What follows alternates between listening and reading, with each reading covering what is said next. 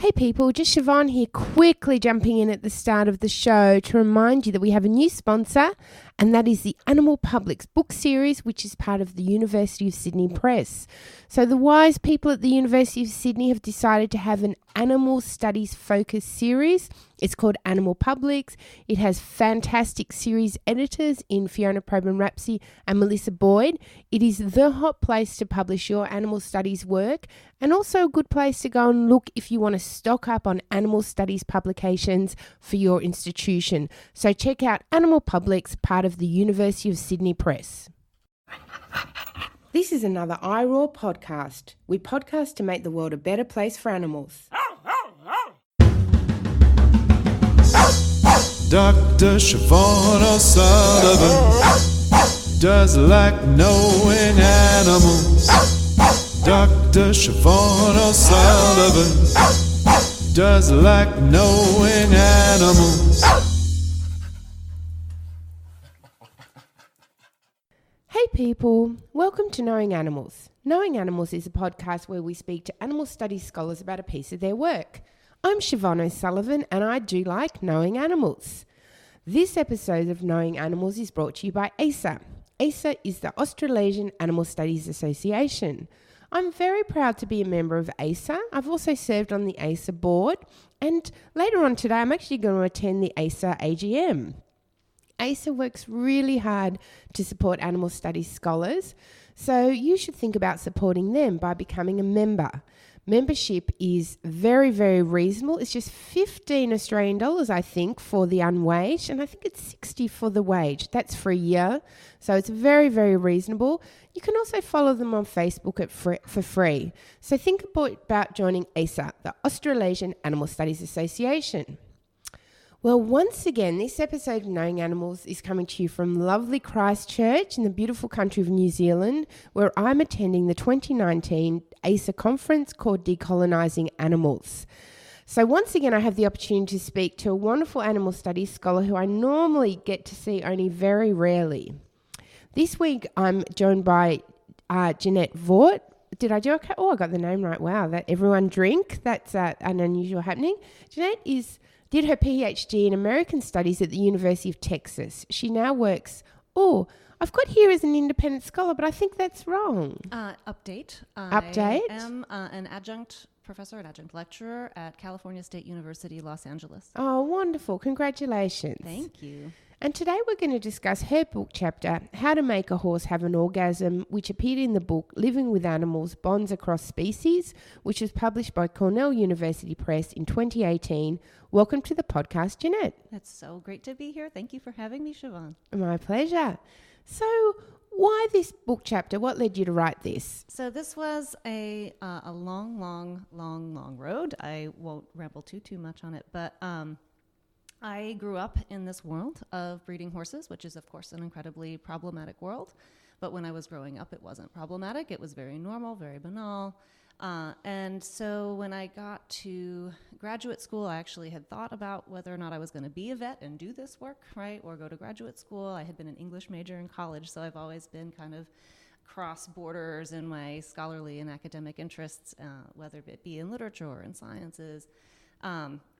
And so when I finally decided to go to graduate school and I started learning about animal studies, which I didn't realize had existed until I got to graduate school, and also started reading in STS, Science and Technology Studies, I realized that I could return to my origins, to my childhood, to the kind of spaces in which animals and humans lived and worked that I was very familiar with and had kind of put aside, right, as spaces that weren't up for interrogation or that I needed to leave behind. I could recover that, right? And I could recover those spaces and those relationships and investigate them very carefully and closely. And so while that wasn't necessarily what I did in my dissertation, because I hadn't quite gotten there yet, again, it was a long process of writing myself into this particular piece. Doing my dissertation work and learning animal history and practicing animal studies and animal science studies in particular prepared me very much for these ideas that I eventually came to through the process of my dissertation. So this came after. This piece was an invited piece by these editors. They are anthropologists. I'm not an anthropologist, but I do lean very heavily on anthropology and the kind of scholarship that's coming out of anthropology on deconstructing binaries and human-animal science relationships, particularly Sarah Franklin, Kim Tallbear, right? And so I had published a small piece called Animal Sex Work on the work of horse breeding online, and the editors had seen that and invited me to write this piece. And so this is ethnographic fiction. It's a fictional narrative, right? Drawing on my experiences working in these spaces of horse breeding that are very small spaces, right? Horse breeding farms, unlike factory farms, are not these enormous mechanized areas. They're usually quite small. Thoroughbreds, of course, are a different story, so this is not about thoroughbred breeding, which is very awful, but also different. These are mostly about private horse farms, right, where you have 1 or 2 stallions at max, more brood mares, but it's, people who own a small piece of property and breed their horses. And I thought these spaces had a lot to offer in terms of intellectual as well as activism work, right? But also I knew these people, right? I know these people, and I knew these horses, and the ways in which the horses and the humans and the veterinarians and the technologies interacted, I thought needed attention. And they need attention in the same way that factory farming needs attention, right? But these spaces are in some ways more accessible to researchers than factory farms are. And also in some ways more complicated, because while I am 100% happy to argue, right, that the breeding, especially with the proliferation of artificial insemination and embryo transfer, should not continue, right, and is a massive welfare issue, there's also a lot going on in terms of the amazing things that you can learn about horses and creativity. We just listened to this incredible talk by Carol Giuliani about the creative lives of animals, how they negotiate these activities that have been imposed upon them, how they negotiate these spaces that are oppressive with a lot of creativity and with a lot of communication. And so while, yes, I would like these practices to end, I also think that it is really important to look at them, right, to investigate them, to inhabit them, to see how horses respond to them, to think about the people in these spaces and the relationships between humans and people in these spaces, and not to just discount them as not being worth attention. It's very complicated, right? And of course, because I'm coming to it from my own background and because I know the people involved, it's a space where I have to really reckon, right, with a lot of ethical dimensions, class dimensions, as well as human and animal dimensions. And I think that every way of knowing animals is worth attention. And while this is a very problematic and difficult space, it's still worth looking at and investigating. So that's, again, the long way of getting to how I wrote this piece and why I chose my narrator, right, to be the person that I chose in this particular story, who's a person who is being invited into this space by a veterinarian. The narrator is interested, perhaps, right, maybe a familiar thing from my story, in being a veterinarian.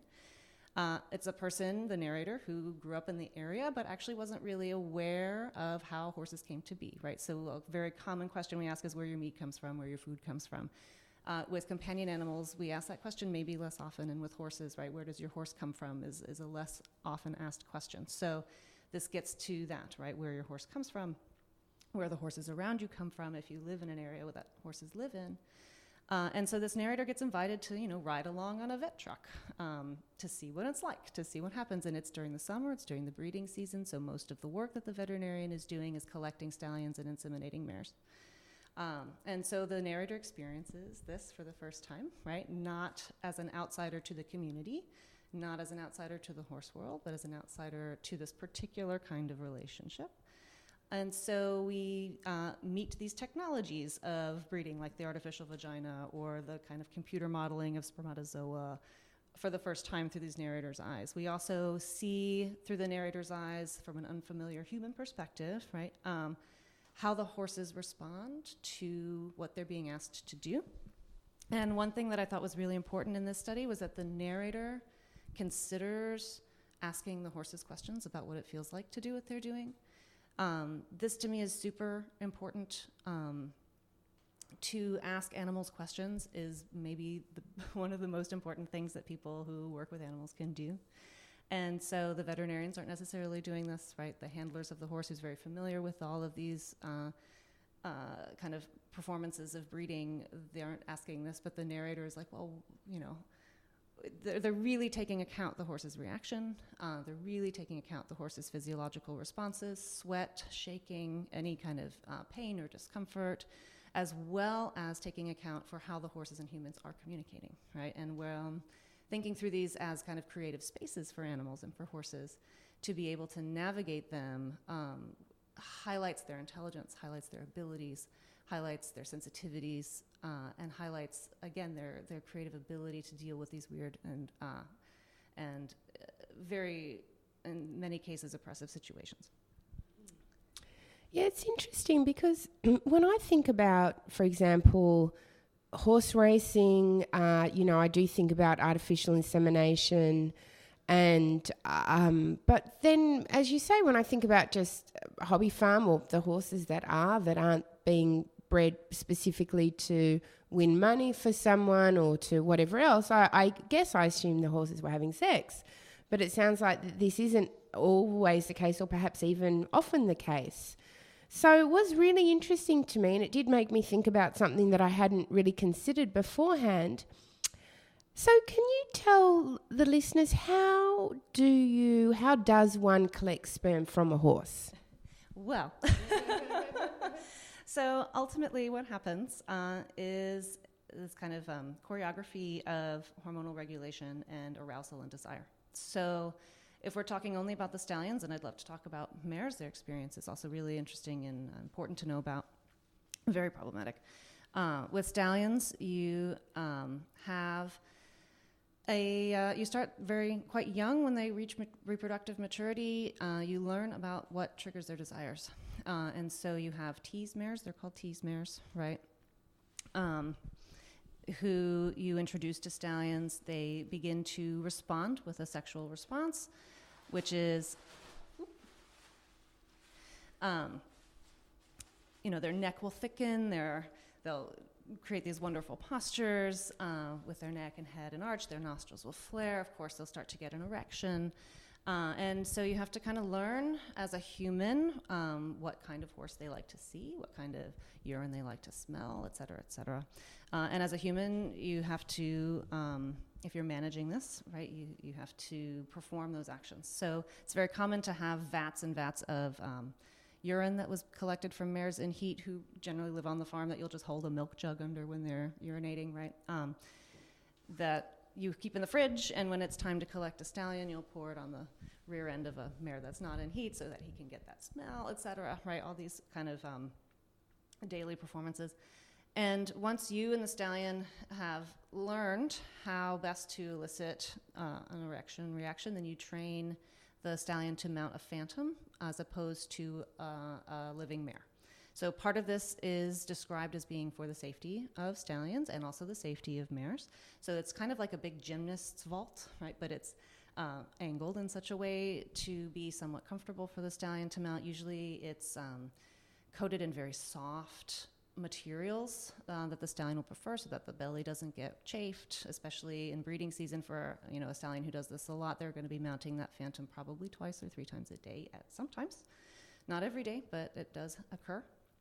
And so then, right, once the stallion learns to mount the phantom and has to gain some confidence with that it won't hurt him, and it won't, he can trust that it'll, stand up, then you teach the horse to accept the artificial vagina. So it's this kind of process, right, of teaching every bit of the sexual encounter, except instead of a mare that's, undergoing the sexual encounter, it's a human that's kind of negotiating it.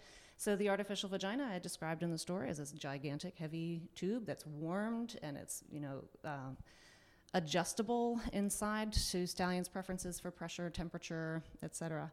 So one of the things I do want to highlight is how many stallion preferences a human has to be attentive to learn, because stallions in this process, because it is and has such potential for pain and harm and all of this, they will stop doing this. They will not get erections. They will refuse to mount the phantom. They will not ejaculate, right? And if the goal is to have ejaculations, if the humans are going to be profiting from this, then in some strange way, right, you have to attend to these details of the stallion to build their confidence and make sure that they don't get hurt and lose their confidence. If you have staked an economic claim on the semen of your stallion, for him to say, I'm not doing this anymore, is going to really harm you. So in that sense, those details are very important. So to get back to the story of how to do this, once the horse learns to accept the artificial vagina, a human holds that, right, big tank underneath the stallion as he's mounted on the phantom. The human and the artificial vagina absorb the thrusts. And once the stallion ejaculates, then very carefully you release the artificial vagina. Again, if this hurts the horse at any time, there's very understandable risk that he will not want to do this ever again. So you have to be very, very careful about disengaging and also allowing the stallion to slide off the phantom in a comfortable and safe way. And then usually he's returned to his living stall. One thing that's really a problem about breeding facilities is that stallions are very isolated. Horses, of course, as we know, are deeply social animals. Stallions, mares, reproductively mature animals are able to live in herds very safely, but in breeding facilities, they get very little chance to do so. So stallions typically will return to an individual stall where they spend most of their time. And then, of course, the semen is processed and off it goes. So it's a very intricate, very complicated negotiation where humans and horses have to speak to each other a lot in order for it to work.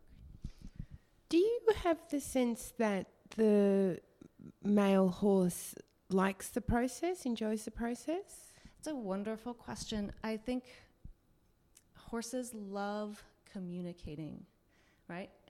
They are social.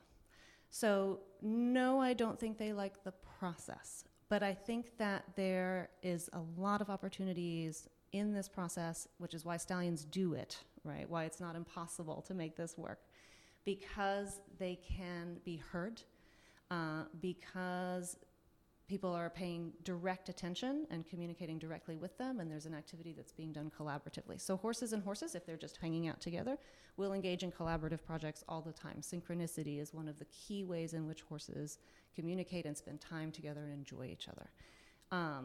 I am not going to make the argument that horses enjoy this process, but I think there are many ways in which synchronicity works in it, and we can learn a lot from that process.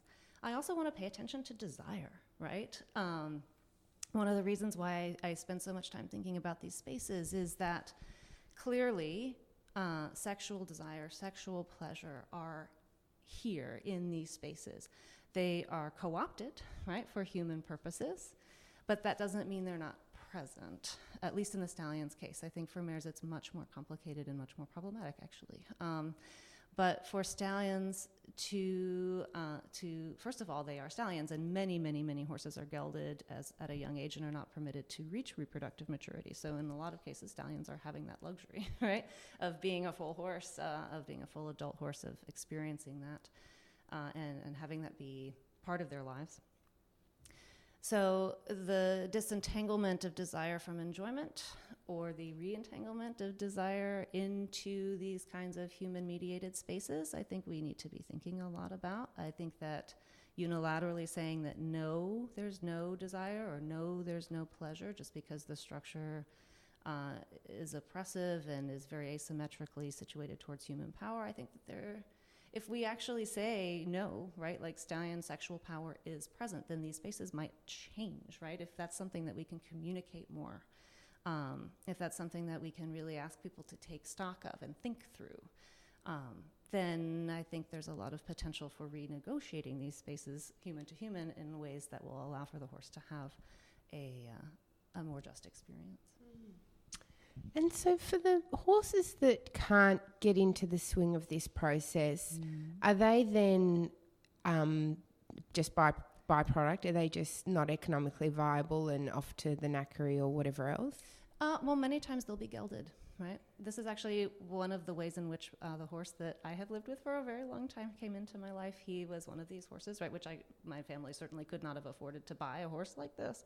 And he was intended to be a stallion. He hit all these great scores on his inspections. There's this whole kind of peer review process, right, for becoming a breeding stallion.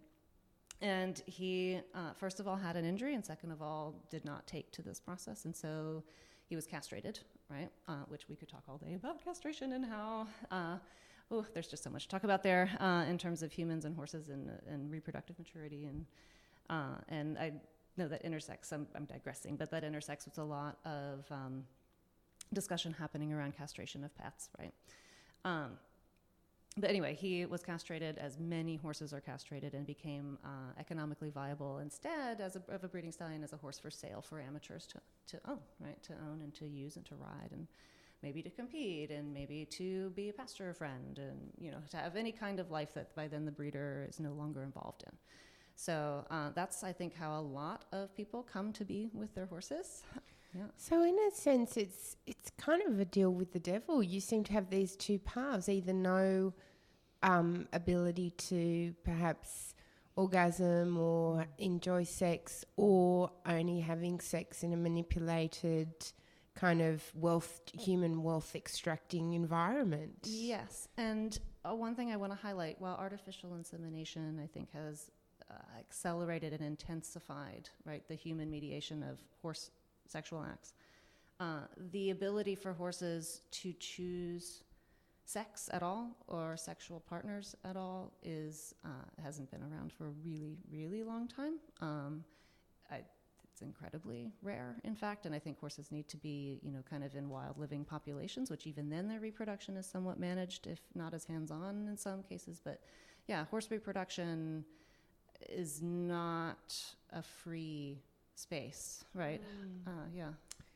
I find that very sad, actually. I don't think I can bear to know too much more about particularly what happens to the female. Or maybe when I'm feeling stronger. I understand. But there are some nice free-living horses in Australia. We call them Brumbies.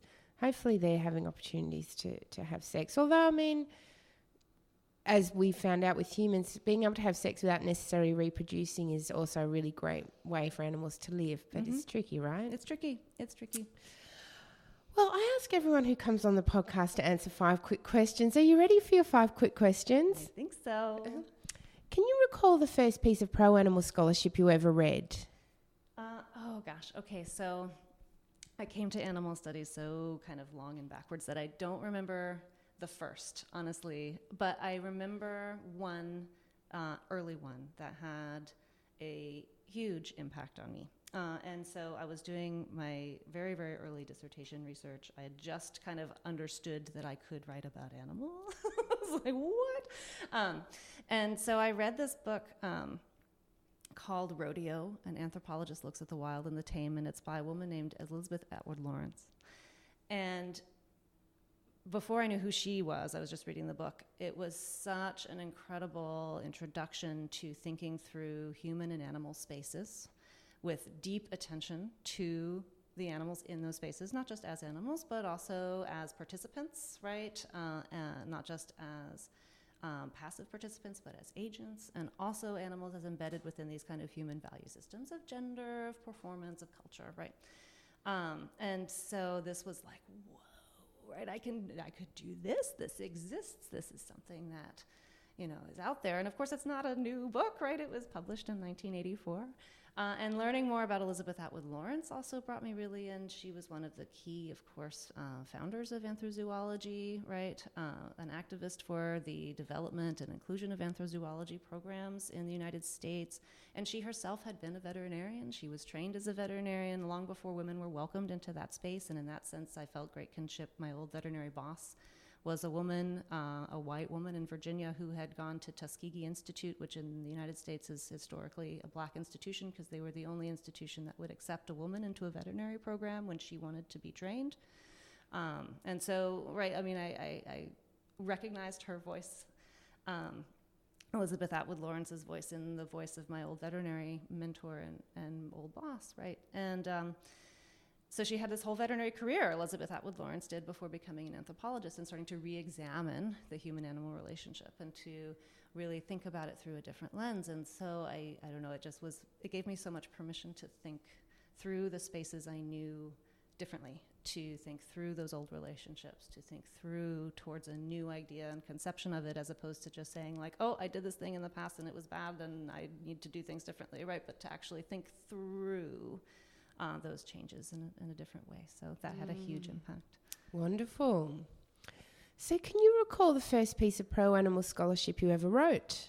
The first piece of pro-animal scholarship I ever wrote was a very humble graduate student paper in my first year of graduate school, actually, about wild horses in the western state of Nevada, and Velma Johnson, who was a woman in Nevada in the 1950s who advocated for their protection, and eventually over a 25-year kind of campaign against ranchers and against military people as well, very, very difficult campaign, was able to secure their protection under the Wild Free Roaming Horses and Burros Act in the United States. Good on her. So if you had to name one animal studies scholar who's had a big impact on you, who would it be? That is unfair. There have been so many. I feel like I have a long list of ancestors. So I'm going to take biggest as maybe one of a more recent one, I think. And the work of Kendra Coulter has been really helpful in thinking through labor and interspecies labor and the kind of entanglements, and also not just her scholarship, but as a more senior scholar to a younger scholar, she's shown me incredible kindness and incredible mentorship, and I really want to highlight and thank her for that, because I think that's equally as important as the ideas, if not more so. So I want to shout out Kendra. Nice. That's beautiful. So what's the most important thing academics can do for animals? So many things. The one thing I would say from my perspective is to just get out there and meet animals and spend time in human and animal spaces. I think that is really incredibly valuable, to know the animals you're writing about as much as you can. That's not possible with every topic, of course, but go out to shelters and talk to animals, and also talk to people who are caring for animals. Go out to farms, go out to barns, learn about these spaces, watch the horses, in my case, right? Learn about that, watch the animals, talk to them, talk to the people caring for them, beekeepers, shelters. I think there's so many spaces that you can just kind of really inhabit for a little while and learn a ton. And also to model interactions with animals that foreground their consciousness and intelligence. One of the things that I do all the time, anytime I'm anywhere with humans and their animals' presence, is I say hello to everything. I say hello to the birds, and I say hi to the insects, and I say hi to the horses and cows, right? Ask them how they're doing. I wish them a wonderful day, right? These kinds of things to just model kindness, model animal consciousness and sentience for people who are around you. These are very simple things that you can do. And of course, people do a lot more than that all the time, but just, that's one way of helping. Great. So if you had the power to change one thing about the human, non-human animal relationship, what would it be? I would wave my wand, and I would make it so that every human in a multi-species relationship would have infinite patience and also infinite kindness in their interactions with every non-human animal, and maybe human animal too, on Earth. We need that right now. So wonderful. Well, what are you working on next? So I am, this might be shocking to your listeners, I'm finishing up a book on locusts. I've learned a lot about insects and the insect world and the importance of that, as well as the kind of rise of insect farming, which of course, coming from my background thinking through animal reproduction and factory farming, I'm very disturbed by some of the kind of trends developing in that, and of course learning a lot about pesticides and historical use of pesticides, and also I'm just kind of listing all these things I've learned, but thinking through indigenous relationships to insects. Locusts has been a really key learning point for me on decolonizing my own research and learning about these kind of long-standing knowledges about insects that have been lost or disrespected or and need to be, I think, brought back in to discussions about what's happening on Earth, as well as in our food and in our farming practices. So finishing up that book, it's a reaction book. Oh, so, great. Yeah, that's going to be coming out in a while, but it's, the manuscript is finishing. And then I'm also starting a new piece. I was just asked by the incredible editorial team, Monica Matfeld and Kristen Guest, to contribute to their volume Gender and Horses, and I'm going to be writing about the mare side of artificial insemination. So, oh well, I'll steel myself for that one. I I've got a funny feeling that if there's any joy to be had on the male side, the females get a bit of the short end of the stick on that one. Yeah, we should look at it and learn from it and make it better. Now, how can people find out more about you? I have a website, JeannetteVaught.com. I'm also on Twitter occasionally. I'm not hugely prolific, but I do very much enjoy Twitter conversations at Jeannette Vaught. Oh, wonderful. Well, thank you so much for joining us for the podcast. And thank you to the listeners for joining us for Knowing Animals, a podcast where we speak to animal studies scholars about their work. You can follow us on Twitter at knowing_animals, or you can follow me at SO_S. We're also on Facebook and Instagram. Finally, don't forget to leave a review on iTunes. Reviews make it easy for other people to find us. I'm Siobhan O'Sullivan, and I do like knowing animals. For more great iRaw podcasts, visit irawpod.com. That's IROARPOD.com.